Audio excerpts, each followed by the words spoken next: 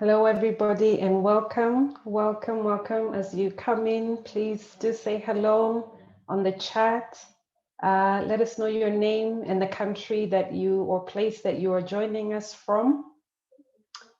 We will just allow everybody to get in, as many as we can to get in before we get started. So just give us a few seconds to allow Zoom to get our friends and colleagues in. Meanwhile, please do say hello on the chat and we will get started.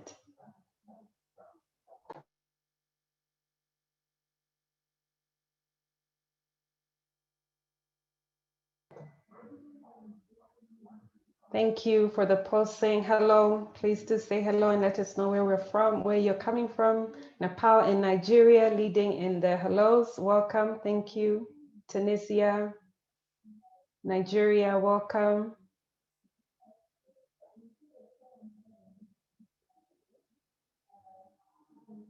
Welcome Zimbabwe, Uganda, UAE, Dubai, welcome. Norway, Birmingham, welcome. US, Kenya, South Africa, welcome, welcome. Thank you for joining us. We're really glad to have you here. Philippines, welcome. Zimbabwe, Cote d'Ivoire, we're really glad you're here. Just give it a couple more seconds. I see the numbers going up and we don't want them to miss out on the start. Uganda, Sierra Leone, thank you for joining us. Welcome. Germany, welcome. All right, I think we can get started even as others join in. Welcome, good day to all. Thank you for being on the call today. I'm Steph Moshai, with the OGP, member of the OGP Steering Committee. Wishing you a happy midweek on Open Gov Week. It's been a great 2 days with reformers, leaders, change makers getting together, hosting great events and talking about actionable commitments towards all sorts of areas in open government. Today, we are gathered for a high-level discussion on beneficial ownership transparency in Africa. And we have some great speakers from various countries who are going to share their insights and their experiences, as well as mitigating approaches to working in this area during this season that we find ourselves globally in. So as we kick off, let's just get into some housekeeping first. Thank you for saying hello. Please just keep telling us who you are, where you're from. And you're also invited to post questions and comments as we go along in the event. We have a Q&A function.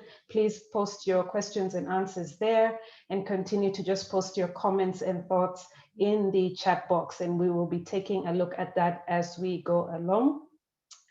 We also have today on the call interpretation on English and French.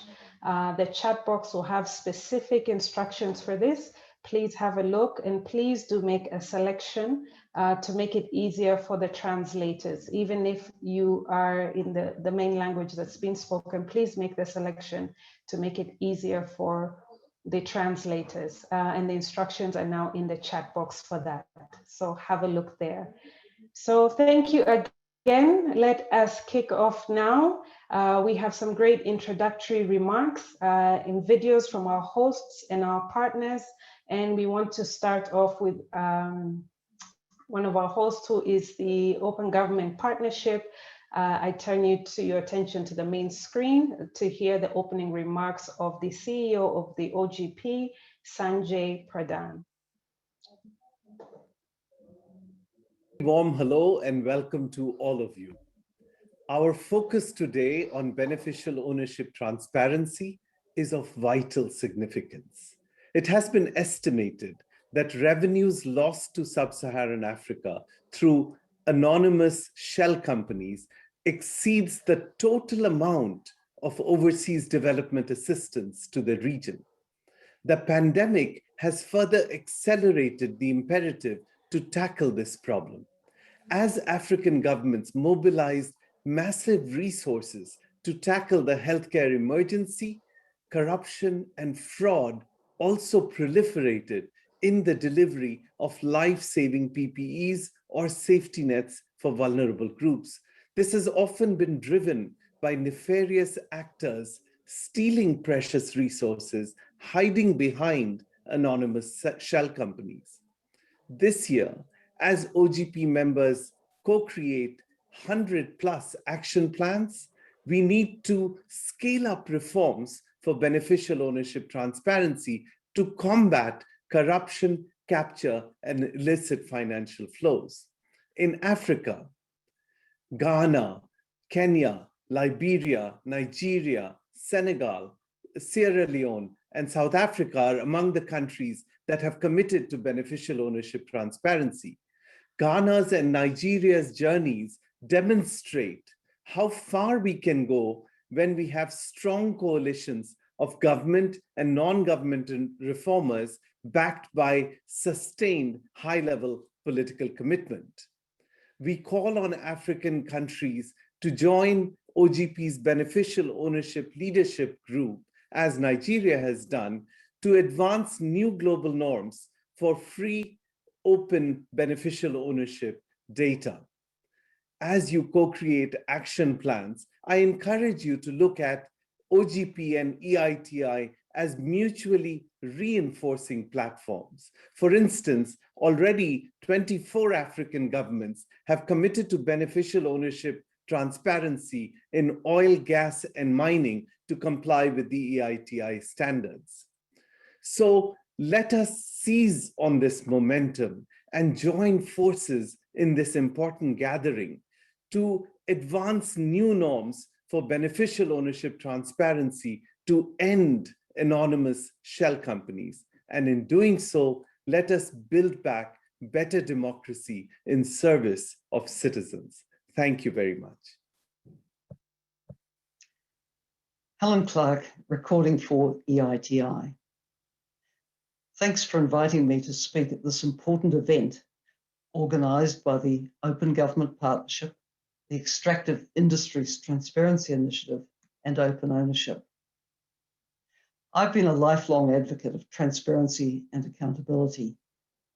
Becoming EITI chair, for me, was an opportunity to support the organisation's work to make transparency and accountability the default settings for the extractive sectors. Revenues from those sectors have the potential to contribute so much to societies and economies. But where there is secrecy and opaqueness, that potential just can't be realised. Tackling these issues requires evidence, expertise, and commitment. The huge economic damage done by the COVID-19 pandemic has injected a sense of urgency to the task of ensuring transparency and accountability, as revenues from extractives become even more essential for the resource-rich countries. Anonymous companies have been at the heart of many of the scandals in the extractive sectors involving corruption at a grand scale.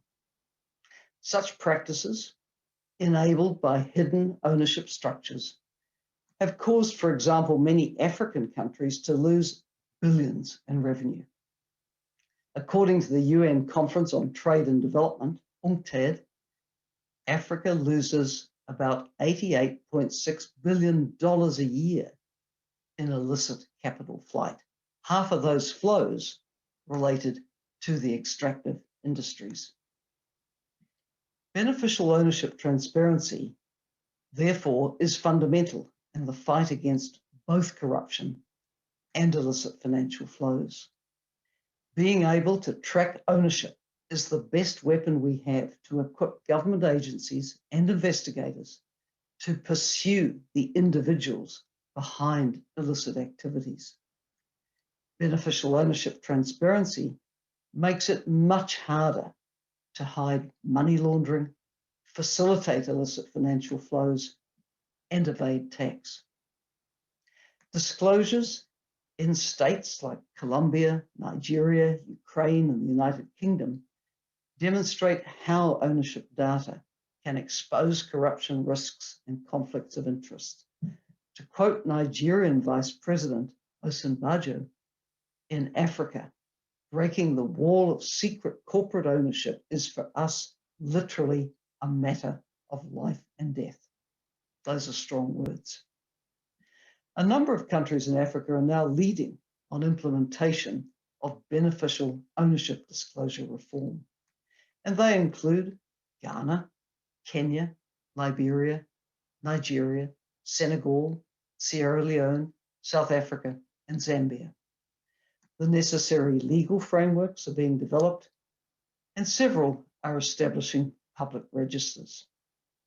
Of course, beneficial ownership reform can be extremely complex. It requires strong political commitment, much technical expertise, and it requires multi-stakeholder collaboration to be successful. In 2016, the EITI standard introduced requirements on disclosing the beneficial owners of mining, oil, and gas companies. At present, 26 countries in Africa implement the EITI standard. And globally, 110 countries around the world are now committed to beneficial ownership disclosure in some form, whether through the Open Government Partnership, EITI, or other mechanisms. It's now time to move from commitment to implementation. EITI will continue to raise the bar on beneficial ownership transparency, including through its newly launched program, Opening Extractives.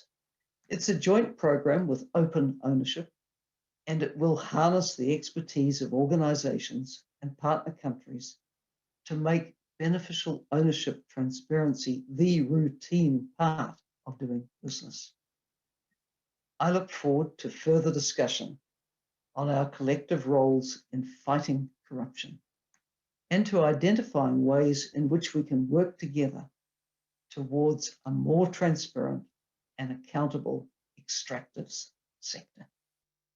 The COVID pandemic has stretched Africa's resources. The IMF has just come out with its latest report that says Africa needs about $435 billion to close the gap from its growth rate and its divergence with the developed world. African finance ministers have been asking for $100 billion every year for the next 3 years to ensure that they can finance Africa's growth. However, there is a substantial part of Africa's resources that leave the continent. The Economic Commission for Africa, together with the Mbeki report, have assessed that about $50 billion leaves the continent every year by way of illicit financial flows. There are varying methods of illicit financial flows, but as legal authorities and regulation has been put in place to combat illicit financial flows, more and more we see new ways of avoidance emerging. One of those ways is beneficial ownership. Essentially, beneficial ownership is when individuals or business entities create opaque and multiple and complex financial trust across different jurisdictions or multiple jurisdictions to ensure that the movement of resources is untraceable. The Economic Commission for Africa's 2020 Economic Governance Report highlights beneficial ownership laws as being a critical part of African countries' institutional architecture required to effectively address illicit financial flows and boost domestic resource mobilization to finance not only the COVID pandemic, but to finance growth and prosperity on the continent. The report finds out that only 15 of the 54 countries on the continent have beneficial ownership laws, implying that 40 countries will meet challenges in following up on illicit financial flows and crimes within the tax and commercial sector. Moreover, for beneficial ownership registration to be considered effective, there should be no loopholes or exceptions, except for state-owned companies and companies listed in the stock exchange that are generally excluded. So beneficial ownership has become an important component of fighting illicit financial flows today as a way of ensuring that if we cannot make these laws, if we cannot have names on certificates, if we cannot follow individuals that are using state-owned resources or resources illegally mined, particularly from base erosion and price shifting, because we know that it is due to base erosion and price shifting that a lot of the resources leave the continent, we will never be able to trace those resources. The work that the Open Governance Platform is doing on this issue is critical, not just for Africa, but for Latin America and for the world at large. For with this additional resources, we will not be asking for developed country taxpayer resources.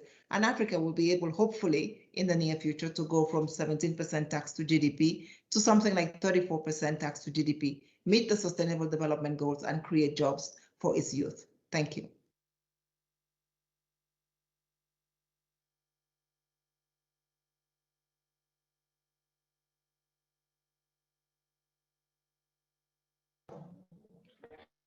Thank you to OGP, EITI, and UNECA for those welcoming remarks and setting the stage.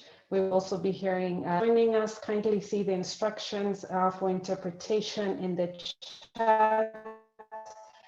Kindly choose your preferred language to make it easier for the translator.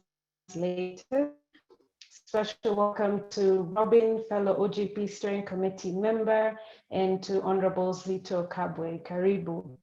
Now, I'll kick off with a brief status of sorts on beneficial ownership in the region, just to add on what the speakers have shared.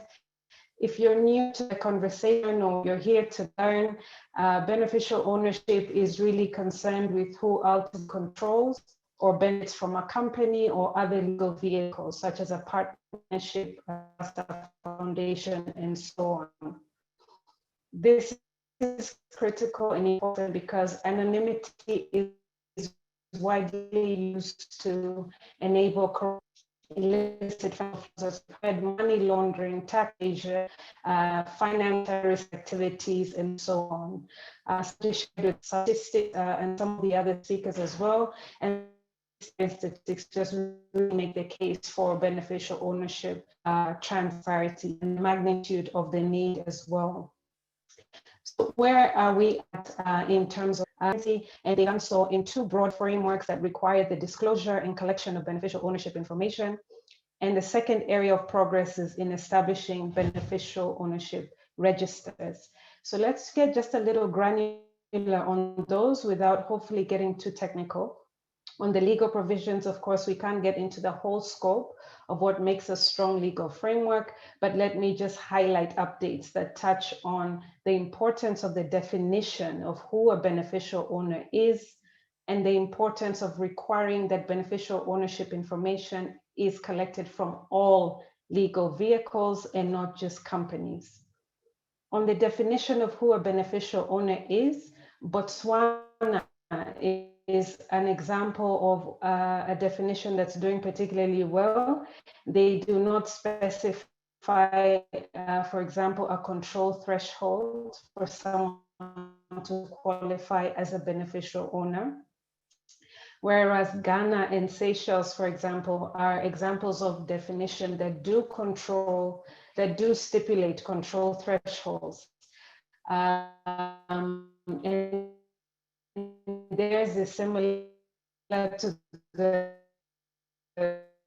problematic financial action task force minimum one of the 25% to consider.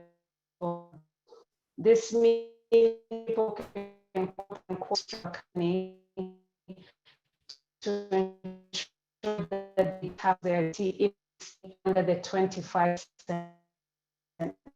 mark. So this is a good provision at all.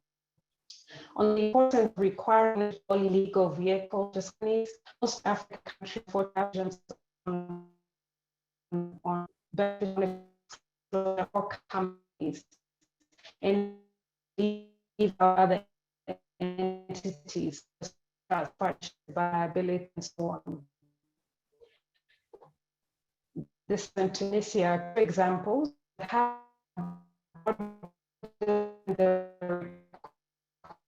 Steph, hi. Hi, Steph. This is Maureen. Sorry, we can't but quite only hear you. to strengthen the vision of African countries to ensure that complete ownership. Oh, okay. Let me try and fix.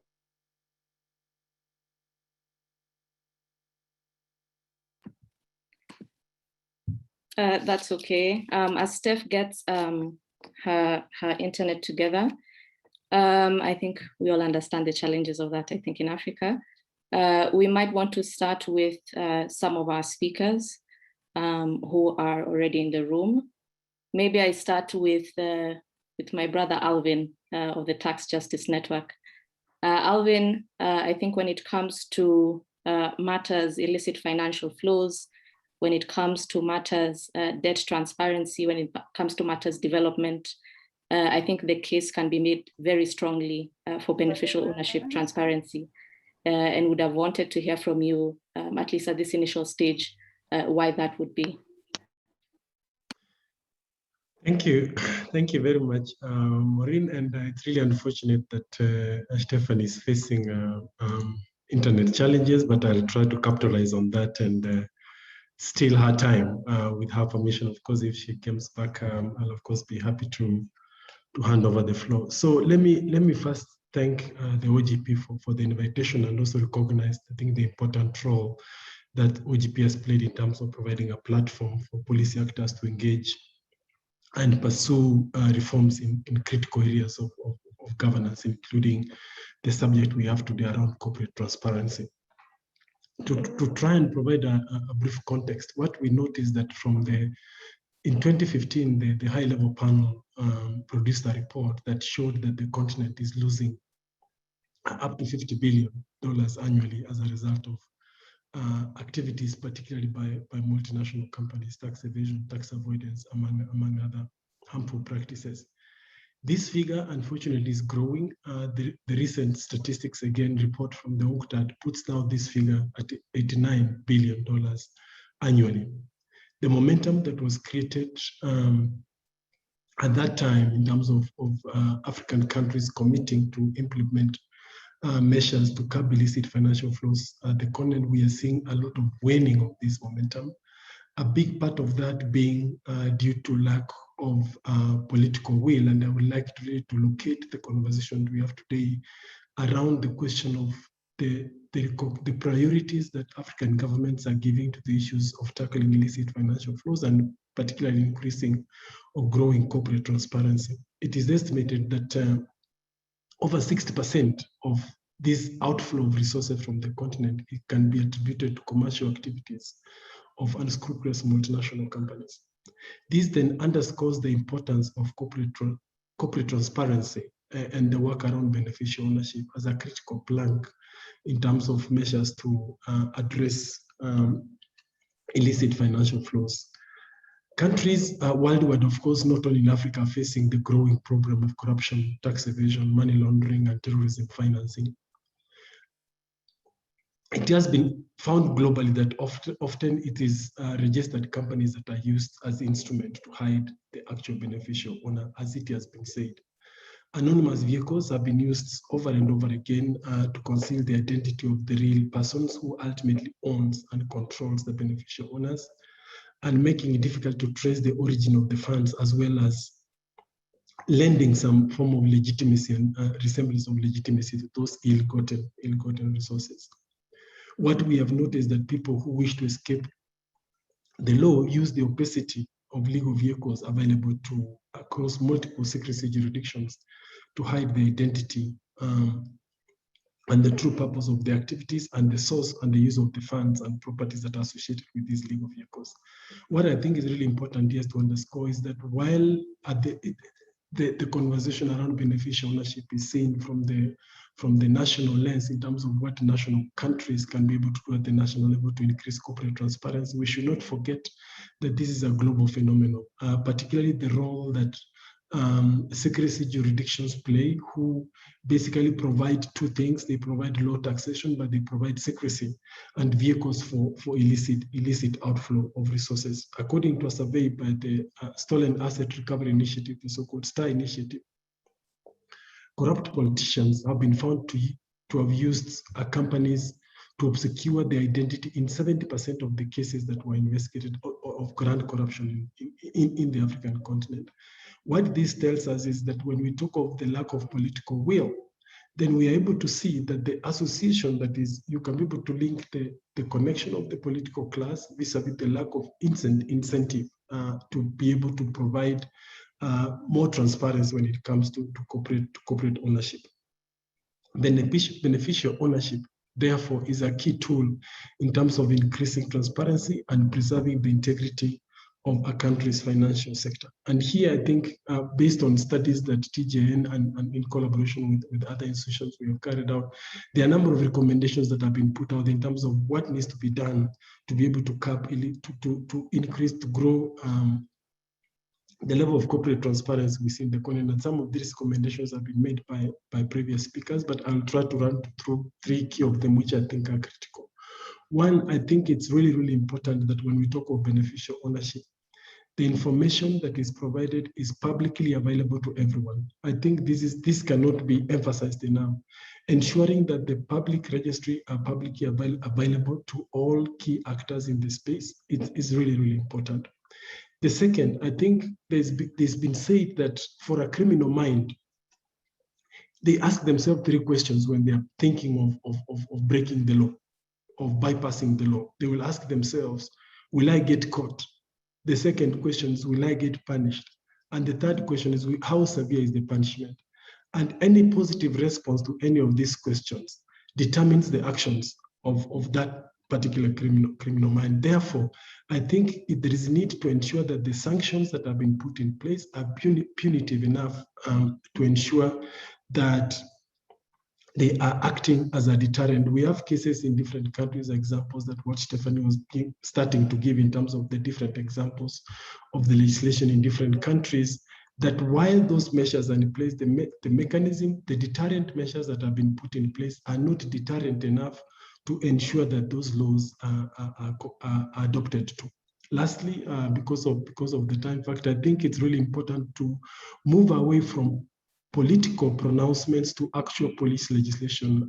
The first speaker from the the OGP gave examples of what countries across the world are doing in terms of tackling, of introducing beneficial ownership legislation. And the colleague from the UNECA indicated that only 15 African countries have actually provided or introduced some legislation that require beneficial ownership legislation. What we have is a broad range of political pronouncements which have yet to translate into actual legislation. The second, I think that it is really, really important to underscore the need of capacity of relevant institutions. We are talking of tax authorities, we are talking of parliament, we are talking of institutions that are responsible for anti-money laundering legislation. There is really need to invest both financial and technical capacity to build the capacity of this institution to both collect, analyze, and interpret data, but more importantly, act on them. Lastly, I would like to indicate or speak of one specific program that TGNA is working together with Open Ownership, which is a project that we have started, which looks at tracking the efforts of African countries in their effort to curb illicit financial flows. And currently we are working on a tracker on beneficial ownership with the idea of providing comparable data across the continent of what is the quality of the legislation that are being introduced, so that you don't have paper tigers when it comes to beneficial ownership legislation. You have a comparative data that enables for countries and other stakeholders in the space to understand how do we encourage what can be termed as a race to the top, instead of what we are having currently, which is more of a race to the bottom. I'll stop there, Irene, because of the time limitation, and I'll be open to questions. Thank you very much. Thank you, Alvin, for your comments. I understand that you enjoyed stealing some time. We appreciate that you were able to give that broader overview from a regional perspective and from the elements of beneficial ownership and important elements as well. Perhaps now I would say I would go to Minister Timothy Cabba. He is the Minister of Mines and Mineral Resources for the government of Sierra Leone. He is an oil and gas engineer by profession, and prior to his appointment, he was the Director General of the Sierra Leone Petroleum Directorate. Minister Cabba, welcome. We know that Sierra Leone has been looking to strengthen its anti-corruption frameworks, including introducing beneficial ownership transparency in the management of extractives. Would you be able to share with us, please, why the Sierra Leonean government has prioritized this reform, and what progress has your government been making with this regard? I have a generous 4 minutes for you to make your comments on this, please. Welcome, Minister Cabba. Good morning to the team, and thank you so very much. I am really pleased to be here and to introduce the Sierra Leone's position on beneficial ownership.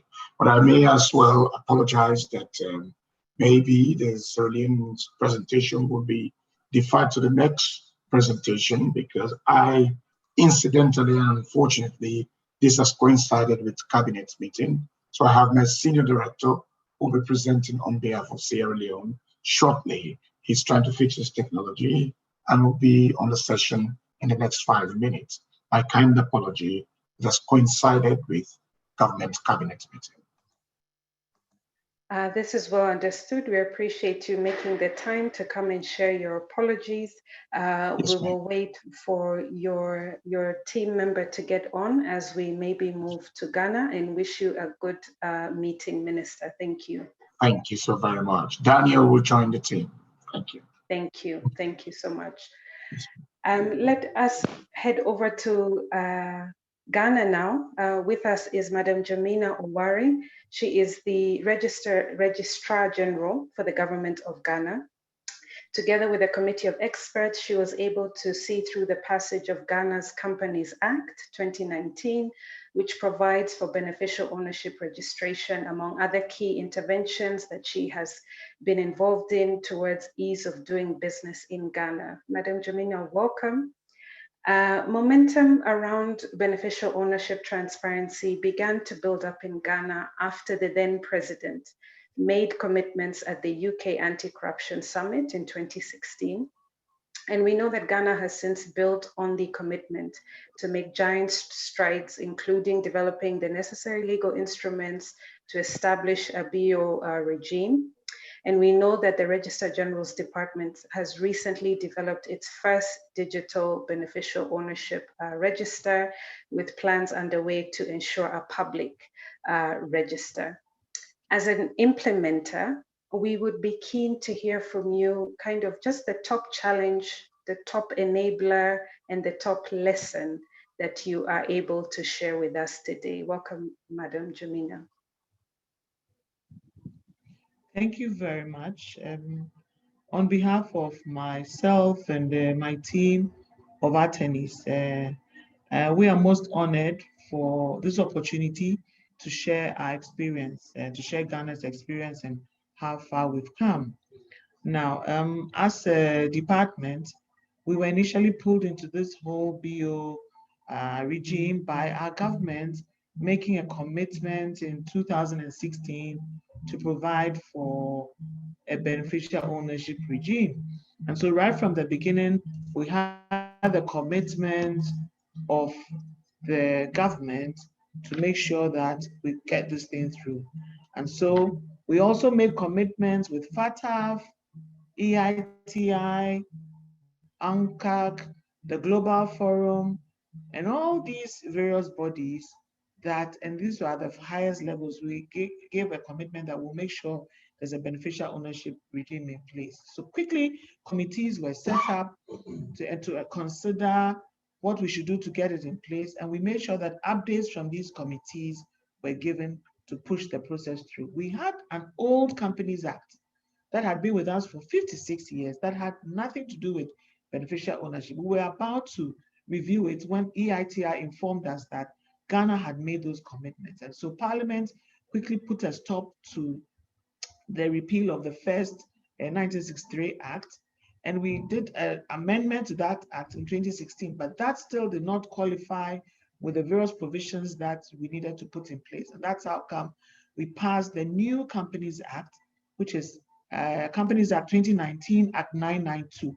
And with that, we have made sure we've put in place all the provisions that we need to make sure that we have a viable beneficial ownership regime in place.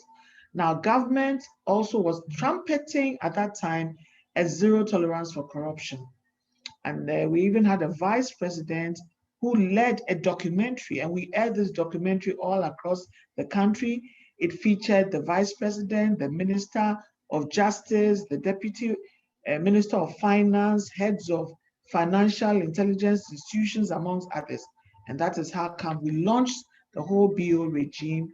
We did a lot of sensitization as well to ensure that we carried along the people that needed to know about it.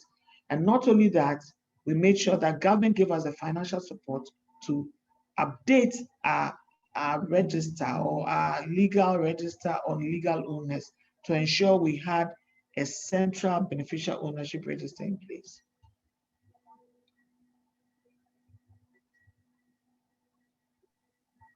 Thank you very much, Madam Jamina, for those insights into the Ghana process. It's really helpful to hear from an implementation perspective, the experiences. Now over to Nigeria for our private sector perspective. We're very glad to have with us Dr. Tayo Aduloju. He's a Senior Fellow Public Policy and Strategic Management COO at the Nigerian Economic Summit Group. He simultaneously serves as Okun Model Economic Fellow and co-chair of the Open Government Partnership in Nigeria. He is well known for his competencies and capabilities in translating business and political strategic agendas into measurable, tangible public impact and stakeholder value. So welcome, Dr. Tayo. So for the private sector, it's been an important player in Nigeria's beneficial ownership journey. Based on your experiences so far, what role do you think that the private sector should play in countries working on beneficial ownership? And why would you say that it is important for them to do so? Welcome. I think first is just to thank the EITI and the OGP for this opportunity, and excited to hear about the advancement of transparency and accountability agendas across Africa. It's really exciting to hear, but obviously a lot of work to be done. I think if you listen to what Alvin pointed out, the private sector is part of the problem.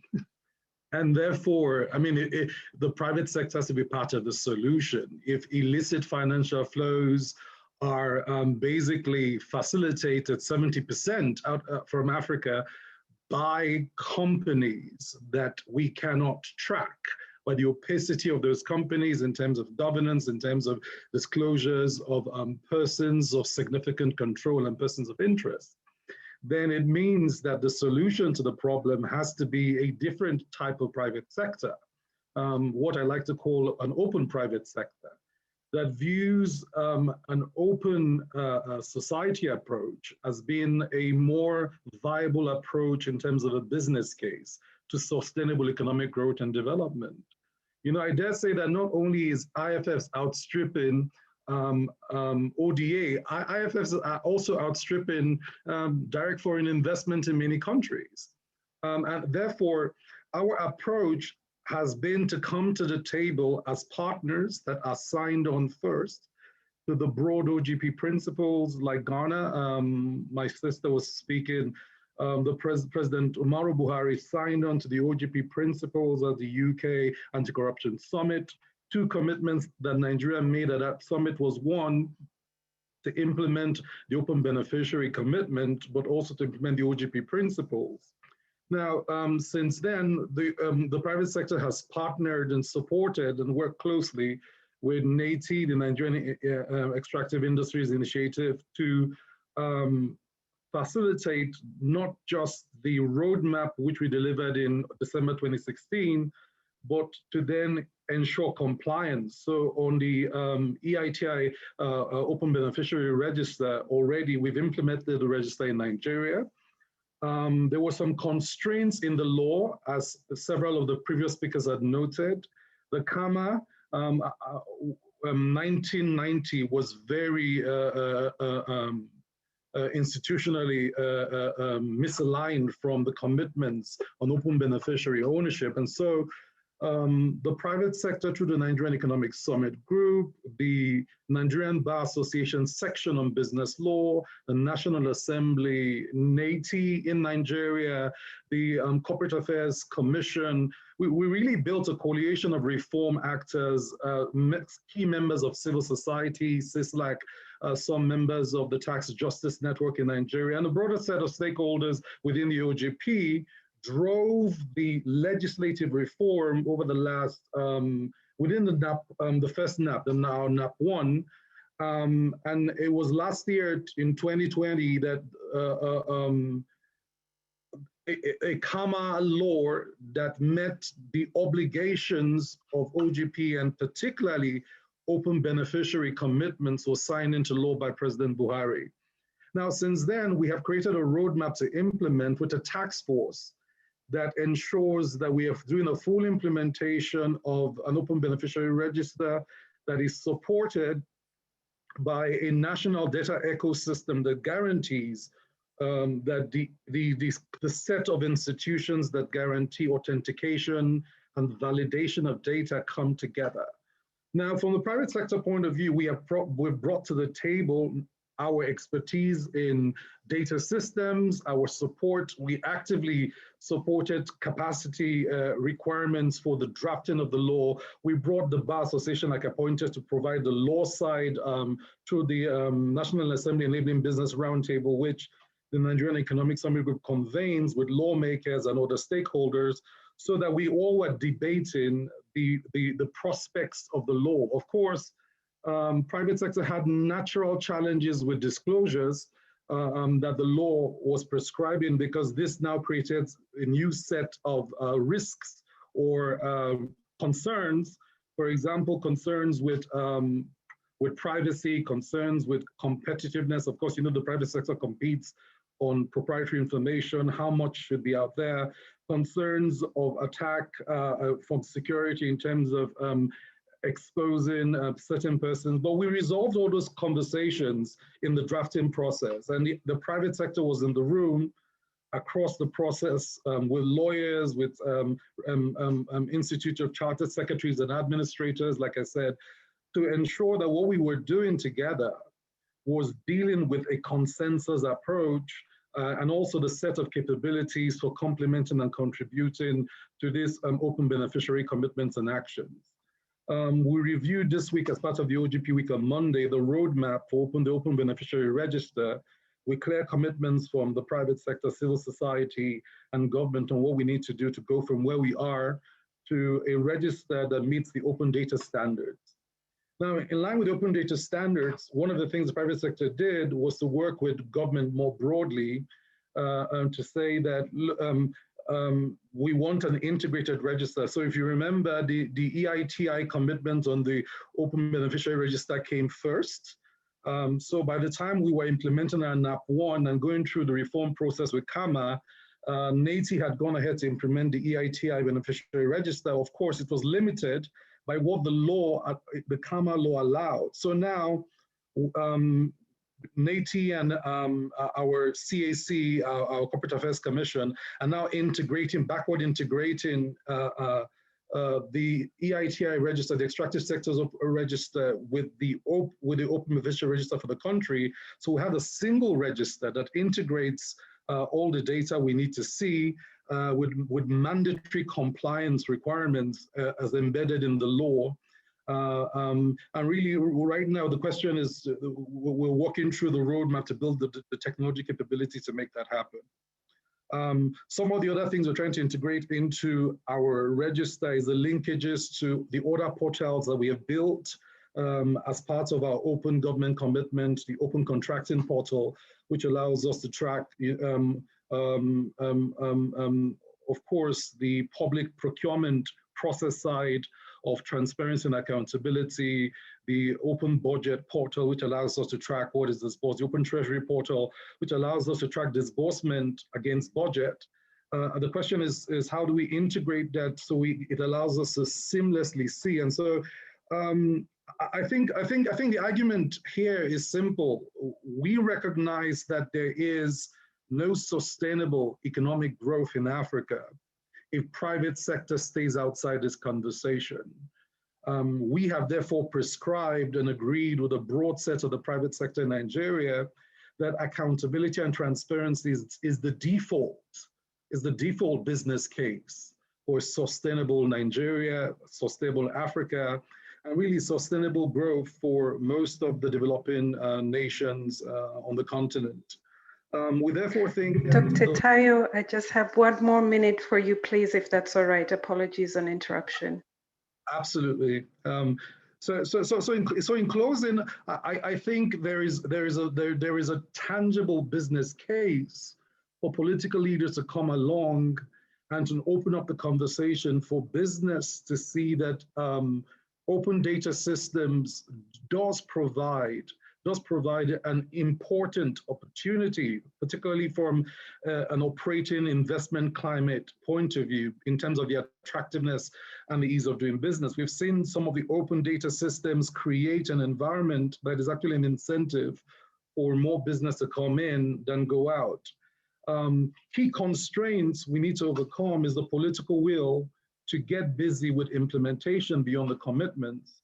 And this is where we in the private sector and the civil society are working together to hold government accountable and push. And so we're raising this on a quarterly basis through the public-private and permanent dialogue mechanism of the OGP to ensure that it's not just the commitments we're making, but the actions that translate into the outcomes we want, we see. Thank you. Thank you so much, Dr. Tayo. Private sector is a critical part of economic growth, and openness should be the default. And earlier, they are also part of the problem. Thank you for those stimulating thoughts. We are having questions coming through and comments as well. We would just like to take the opportunity to just kind of get the collective feel of the room based on what we've heard so far about what beneficial ownership is, the various players, why it's important, and what it can achieve. There's been great remarks by the speakers with that regard. And so we're just going to run a poll now to get your thoughts, and we invite everybody to participate. And the first question that we're asking, it should be up on your screen now, is what two issues do you most want to see beneficial ownership achieve for your country? Which of those two issues do you most want to see beneficial ownership achieve for your country? Do you want to see prosecution of public officials using companies to secretly obtain lucrative government contracts? Do you want to see curbing of initial illicit financial flows? Do you want to see a more transparent and accountable private sector doing business in your country? Or do you want to see boosted investment, deterred corruption, and lowered tax evasion? Please go ahead and make your selections on the first question. And we will then move on to the second question. So just a few seconds. Your thoughts on which issues you would most want to see beneficial ownership achieve for your country.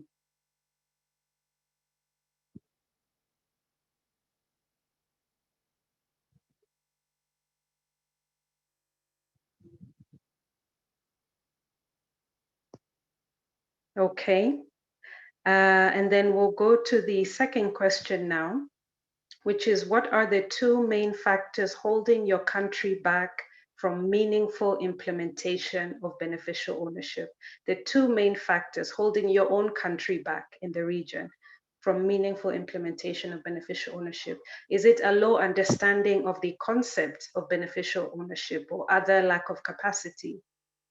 Is it powerful political and economic interests? Is it weak compliance or enforcement mechanisms? Is it national priorities that are deemed more important, more urgent, more critical than beneficial ownership? Please make your selections.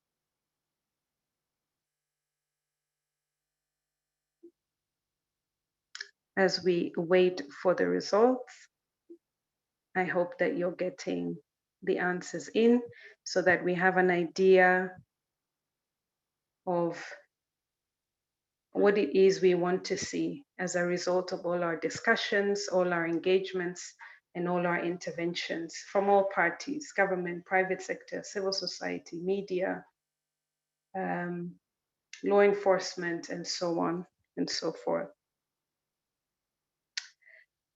Do we have the results of the poll? Someone from the team? Yes, okay. So from what do you most want to see beneficial ownership achieve for your country? We, on the call, we mostly want to see boosted investment, deterred corruption, and lowered tax evasion. So that's saying that we really want to see a change, a positive change in the environment that takes the country, in the country environment that takes the country forward is what I see from that. And the second most important thing is curbing of illicit financial flows. That ensures we have more money in the country for domestic revenue. And that's followed by a more transparent and accountable private sector. And lastly, prosecution of public officials. And so we're more concerned about our environment than a witch hunt based on those responses. And in part two, the challenges, what is holding us back as a region? Top is, unsurprisingly, powerful political and economic interests.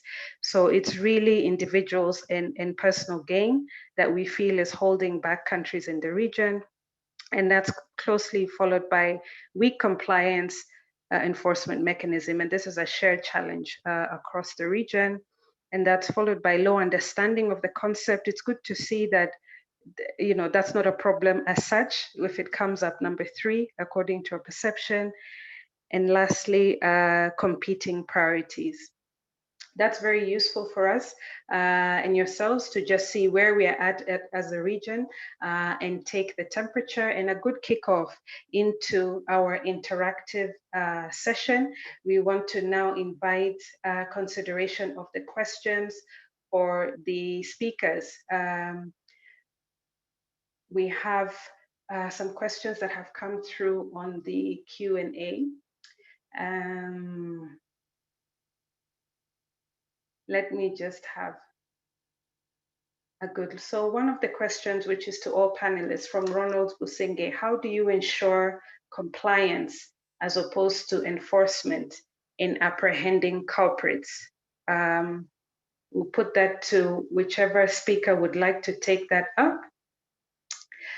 The other question is legitimate concerns about privacy, and this has been a big one in the discussion on beneficial ownership. Do the panelists think there can be legitimate concerns about privacy in beneficial ownership disclosure? And then a third one is on the issue of access to this information. We're talking about its disclosure, but we also said a lot of the registers are still closed. So access to this information is restricted to certain authorities. The question is there a list of good practices in this area to share in the region where this information is being made available to the public or to others to use as well? And then we'll just take let's take those 3 now and invite the panelists to respond to those, and then we can take another round of questions. So panelists, I invite you to just unmute yourself and respond to one of the questions that were posed. Thank you, Stephanie. I'll pick the question that has been asked by Chris Morgan, and also I think it builds up with the question about who has access to the information that has been provided. So I think the fundamental question here is, if you do a cost-benefit analysis in terms of the gains and the losses that can emerge out of striking the wrong balance between privacy and accountability, I think it goes without saying that if we base it on the examples we have seen from the leaks we have seen, then the question of protecting privacy is far much outweighed by the need for creating an accountable system in terms of the harm that can be caused if you have a system that basically creates exception for privacy in certain circumstances. I think that provides a loophole that stands to be exploited. That's the first point. And the second, I think, is that the call for corporate transparency is aligned to international standards. So I don't think that there is anything that or there are any demands for corporate transparency that are being made that are not aligned, for example, to the FATF guidelines. So if these transparency rules can work for Norway, why should they work for Kenya or for Zambia? And I think I've been in spaces where there has been concerns that are being raised that if people have particular information about what the wealthy own in particular countries, then you are exposing those people to potential risks in terms of crime and all. And I find all these things totally unfounded and to some extent also very, very subjective. So I think that the demand for corporate transparency is in line with the international standards that have been agreed to. Of course, each country interprets those standards differently, and that's why, Stephanie, the first point you were making before we had an internet problem was that different countries, when it comes to the definition of beneficial, they're doing that in kind of their own understanding. But I think the question sometimes, or when we come to the question of trying to balance between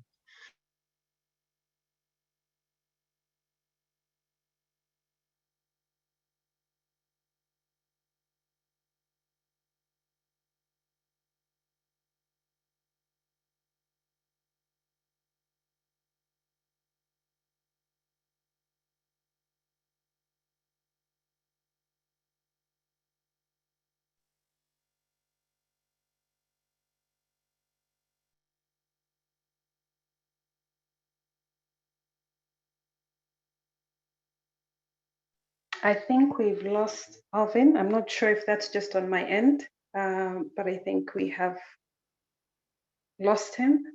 So I will move to the next question. Thank you for that response. I think we got a good idea that it's in line with the transparency and there are no privacy concerns over and above the recommended guidelines as well.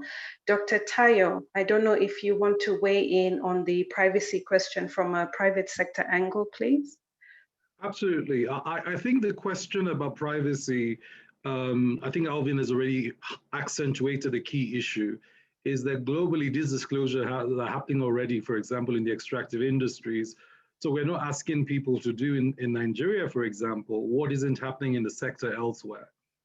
I think this comes back to responsible corporate governance and open private sector practices and culture and value systems, which of course, if you come from most of our emerging and developing economies, we're coming from a more opaque past where state capture allowed certain things happen. It sounds strange, but it's really not that strange. One of the principles on which my organization is built was we were looking at Nigeria in 1993, and we wanted a more open country. And so one of our fundamental principles is the openness of Nigeria, openness of the private sector, openness of government. And so we're pushing for it, not against it. Of course, there are always, with disclosures, there are always questions of risks up to individuals. But you know, how many of you on the call know who really owns a company, your country, who is not registered as a shareholder? I mean, if you jump in a car anywhere in Africa, the taxi driver can tell you who owns, you know, the big companies. And we all know that if you go to the registers, it's not them, right? It's somebody else's name. So we do know, you know, if we want to have a frank African conversation, the man on the street is not oblivious to the fact that sometimes the paperwork is not matching who really owns these companies. And so let's get past that and move to the real issues. The real issues is persons of significant control are not trackable. Therefore, it creates the opaqueness for these IFFs to keep growing. And that's what needs to change. Now, somebody has raised a question as to, can you authenticate?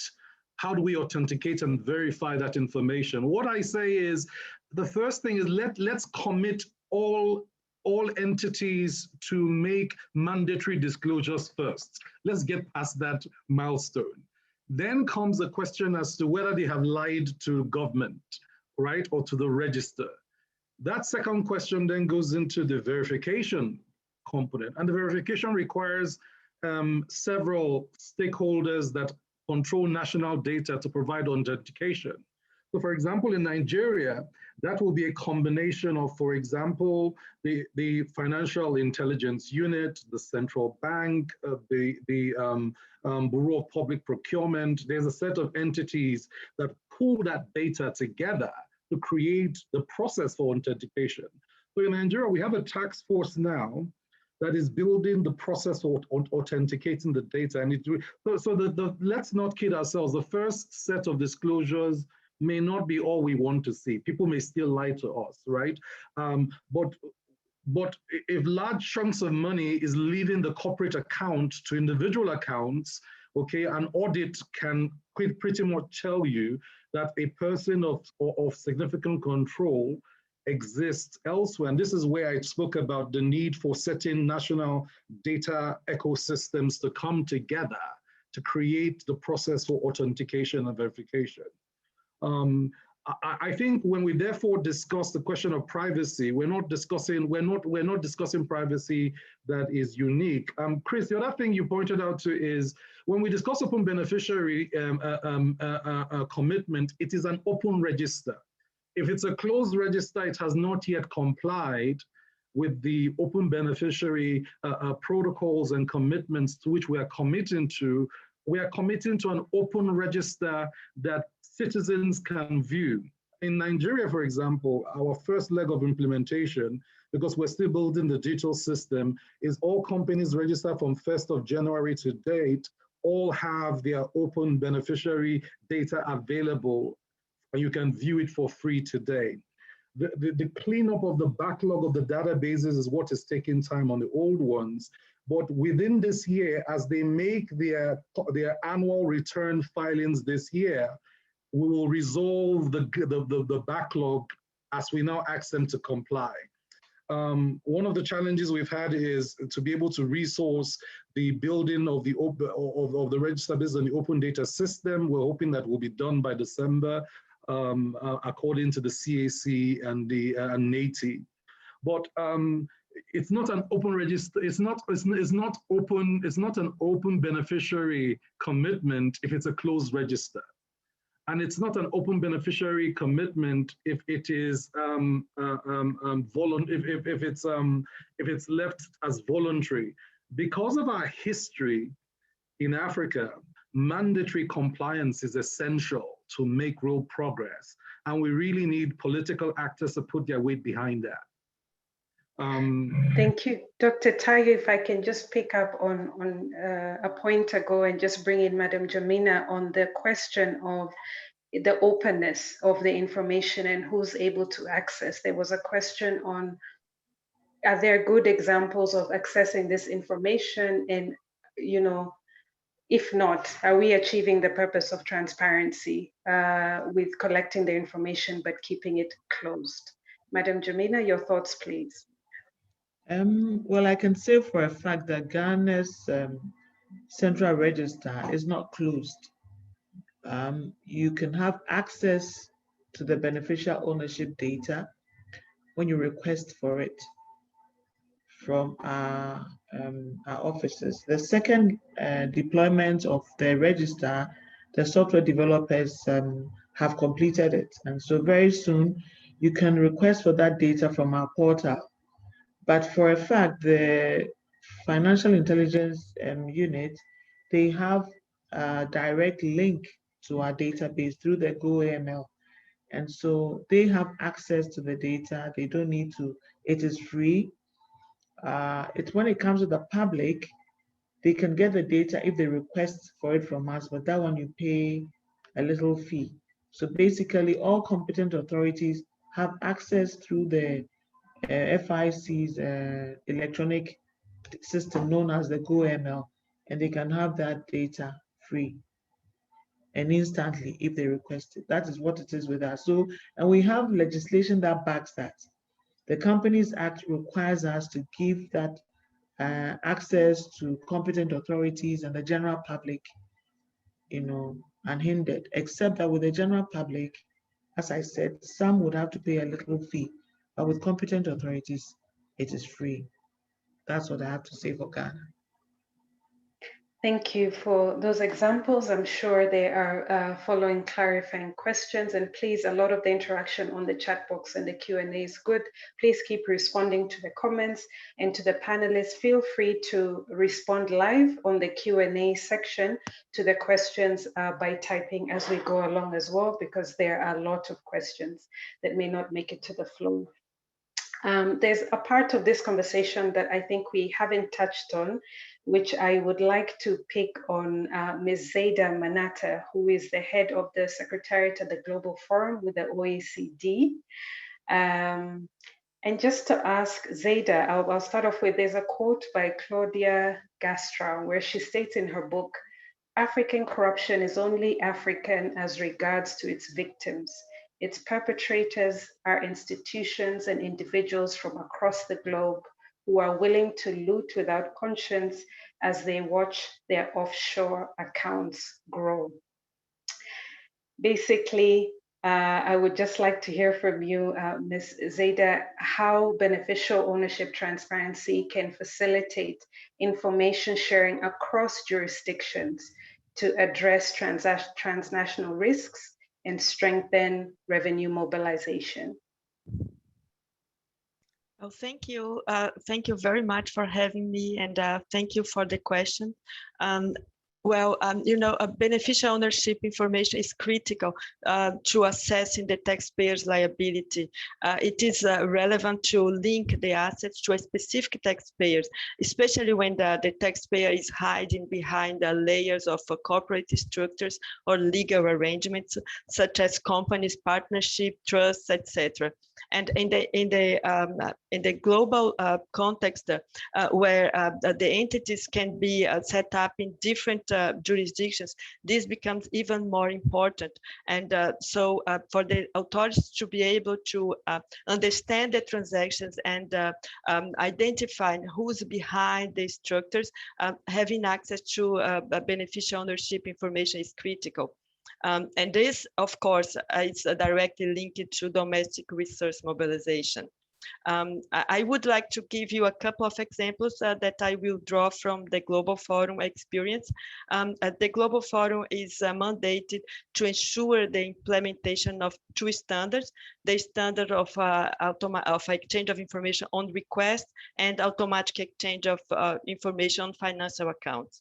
And all the 162 member jurisdictions of the Global Forum are committed to ensure the availability of, the access to, and the timely exchange of the legal and the beneficial ownership information on the legal entities and arrangements. And the Global Forum monitors its implementation through a robust peer review mechanism, and also provides assistance to jurisdictions when it is required or needed.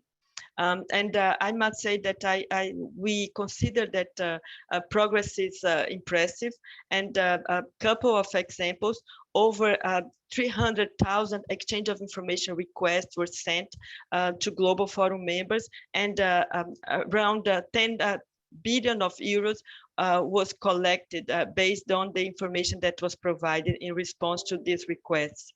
And in total, the tax compliance initiative supported by tax transparency and exchange of information, such as offshore tax investigation and voluntary disclosure programs, they help jurisdiction identify over 107 billion of euros in additional revenue.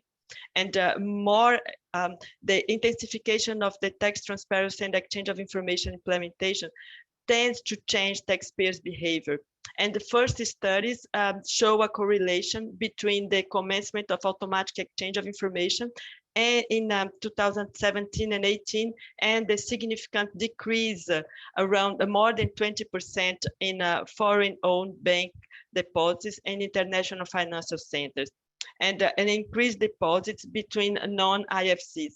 So I think these figures are quite impressive, and they show the impact and the the result of this transparency initiative.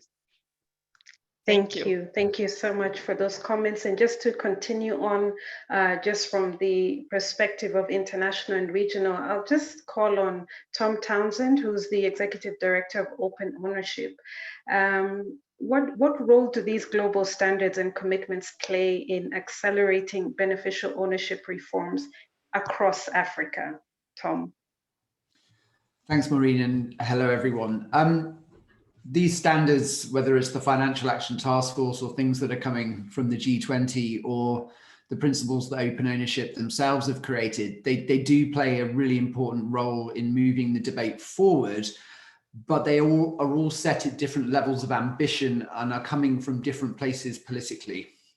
So some set what I would call the base or floor standard, like the Financial Action Task Force, which itself is backed up and assessed by mutual evaluation. That is, that one member country marks another country's homework.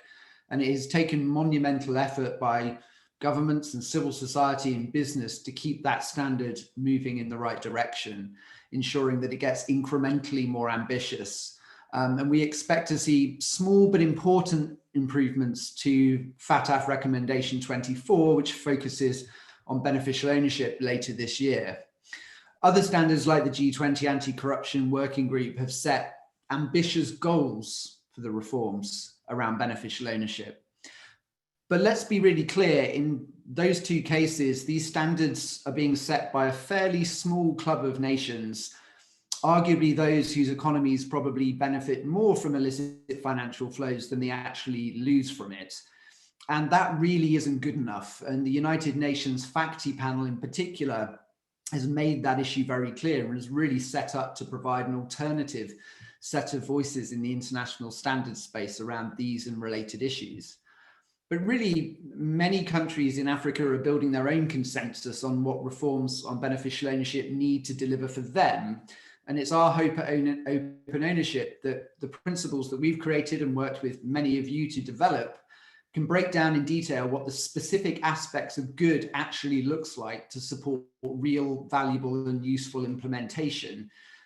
It's really important, and I think we all intuitively know this, that each jurisdiction is different and at a different stage of maturity when it comes to beneficial ownership reform. And of course, they're mitigating different types of risk. So we must, as a group, collectively keep sharing what we know and we're learning about implementing these reforms from across the range of contexts we're in, and shout loudly to those bodies that I've mentioned and others whose standards we've already mentioned about what actually works and is useful outside of that small club of nations who have to date kind of held the floor on what good looks like.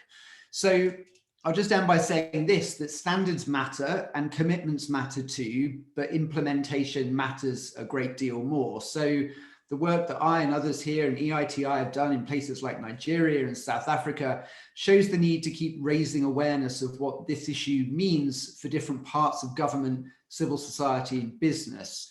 Dr. Tayo mentioned this already, and it's proving extremely helpful in the Nigerian context to be connecting this to other parts of government and governance challenges, particularly around public spending and public contracting. What we need to do is make sure that beneficial ownership as a reform doesn't just stay as a niche issue just for a financial intelligence unit or a treasury. It matters across government and it matters across society. So earlier on, Alvin was talking about paper tigers, but really the real ones have more power. So I think my kind of message really is that we need to relentlessly focus on getting this work delivered, show its value, and continually improve how these reforms are being delivered. And collectives like this one really are a critical part of doing that. Thanks very much, Tom. That really makes the link for us, and of course the realities as well around the implementation. Political will has been something that has been mentioned and is really an important part of this process. And so I'd just like to go to Ian Winga, who is the National Coordinator of the EITI Secretariat in Zambia and is an EITI board member. Ian, there are several countries that are implementing the EITI, and also OGP member countries in both initiatives are implementing commitments to accelerate beneficial ownership disclosure. So political support is, of course, important for the initial stage of passing enabling legislation, as we've talked about, but beyond the passage of laws and provisions and frameworks, what has been the experience in the continent in terms of sustaining this political support moving forward into the implementation and so forth? Ian? No, thank you very much for being part of this wonderful meeting. It is indeed unprecedented. I remember when we started the conversation around beneficial ownership, it was an EITI requirement. And we didn't even know the link between beneficial ownership and what we are doing in the extractive sector.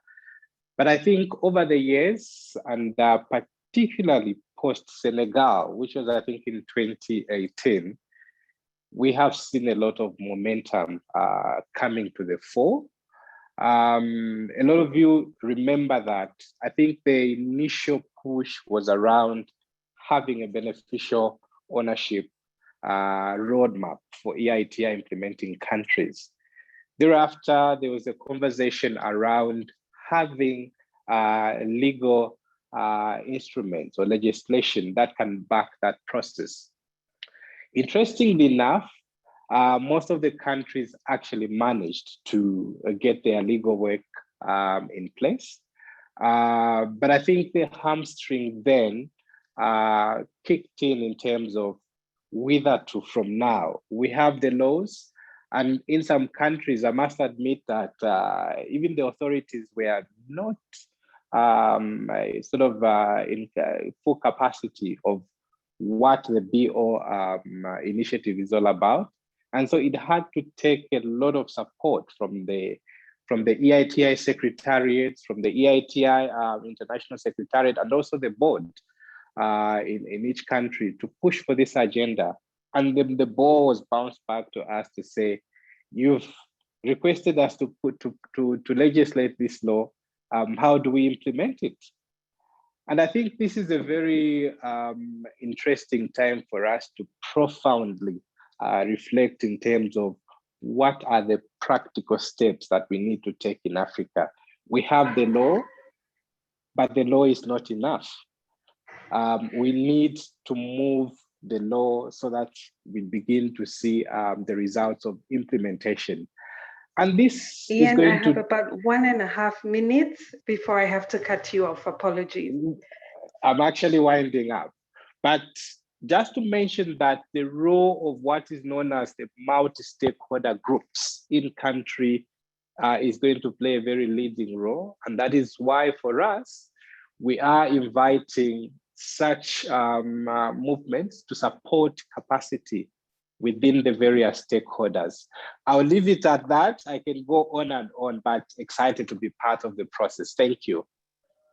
Thank you, Ian, and thank you for your comments, for everybody that has shared in the questions. Just to point out in the chat that there will be another meeting tomorrow for all the technical questions and those that want to get a bit more granular. A link has been posted where you can join again tomorrow and be able to have those questions answered, hopefully. For now, we just want to watch a video from the AFDB that with Professor Kevin Urama, who's the Senior Director, African Development Institute, and Officer in charge of Chief Economic Vice President. So if we can have up, please, the video from the Africa Development Bank. Thank you. Organizers of today's event, distinguished guests, ladies and gentlemen, I thank the Open Government Partnership and Extractive Industries Transparency Initiative for giving me this opportunity to address this august audience during this high-level discussion on beneficial ownership transparency in Africa.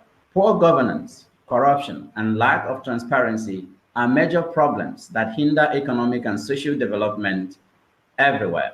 The urgency for more efficient governance has been accentuated by the COVID-19 pandemic. The African Economic Outlook 2021 estimates that African governments need additional gross financing of about 154 billion United States dollars in 2020 and 2021 alone to respond to the COVID-19 crisis. Since March 2020, the African Development Bank has approved about 3.4 billion United States dollars in funding to support its member states under its COVID Crisis Response Facility, CRF for short. At the same time, the bank raised a record-breaking United States dollars 3 billion in social bonds in the global capital market in 2020 for supporting the African governments to respond to the COVID pandemic. Yet, African governments are struggling to find the resources needed to finance the health, social, and economic responses to the COVID crisis. Therefore, African governments cannot afford to forego any revenues from business activities. Neither can they afford that available resources are wasted or lost through leakages, illicit flows, and corruption. The bank has provided an important push for reforms that ensure greater transparency and accountability as part of its COVID response facility for African countries. The bank, alongside its member countries, is committed to promoting good governance through its work on the continent together with its partners. This year, the bank adopted its strategy for economic governance in Africa. The strategy defines the priority areas of intervention for the bank over the coming 5 years. It gives particular attention to enhancing domestic resource mobilization, combating illicit financial flows, and ensuring greater transparency, which all contribute to the flaws of beneficial ownership. Beneficial ownership is typically used to avoid taxes, but also to hide proceeds of criminal activities from authorities, such as money laundering, bribery, and corruption, or for financing terrorism. It therefore has serious implications for the continent's ability to mobilize resources for its development, stability, and global security. The issues of beneficial ownership are particularly prevalent in the natural resources sector. Governance of the natural resources sectors is one of our chief concerns in the African Development Bank Group, due to the huge potential of natural resources to spur structural transformation on the continent. Unfortunately, the countries and their citizens are still not accruing fair benefits from natural resource exploitation in their countries. Natural resource sectors, and particularly the extractive sectors, are plagued by lack of transparency and inefficient governance that limit revenues accruing to citizens. This prevents the wider beneficiation that could promote economic linkages and other positive multiplier effects that can spur inclusive and sustainable growth in Africa. The bank has been promoting policies and building capacity of its regional member countries to address this situation over the years. We are supporting our regional member countries to promote local and regional content, foster economic linkages, and value addition to maximize benefits of the exploitation of their natural resources throughout the resource value chains. The transboundary and transversal nature of illicit financial flows and undisclosed beneficial ownership requires a coordinated global action to address effectively. Multilateral development banks, such as the African Development Bank Group, bilateral donors, international and local civil society organizations need to come together to scale up interventions for increased impact. I therefore commend you for this high-level discussion today. Let us stand together with the Extractive Industries Transparency Initiative and the Open Government Partnership to reinforce this message and support concerted action around beneficial ownership transparency in Africa and globally. Thanks very much to the team at AFDB for sharing their thoughts and sending that through. I want to start by apologizing for going a little bit over time. I hope though that it has been worth it. It has been such a robust discussion in the chats, in the Q&A and so forth. So I do encourage you to register for tomorrow's session and keep up that interest and that momentum. I think just based on what I see on this call, I'm not worried too much about champions for beneficial ownership in the region. It's certainly been great to see the interaction.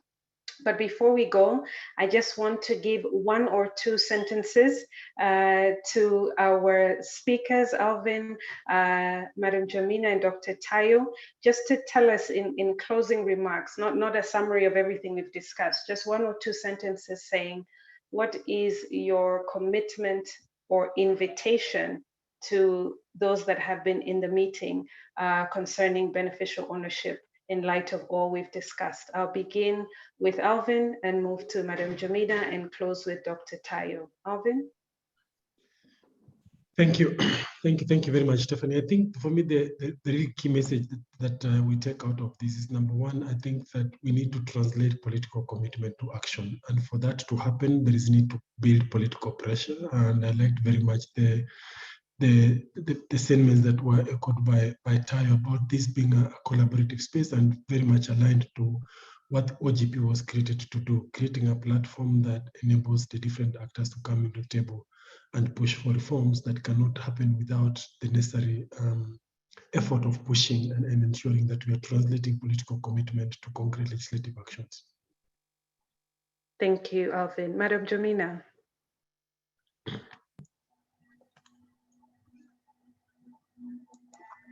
Thank you. Madam Jamina still with us? Yes. Yes, I'm here. Just want to mention that Ghana has come this far by effective partnerships that we had with stakeholders by making sure that we establish this bill register. I want to mention specifically Ghana's Extractive Transparency Initiative, EITI.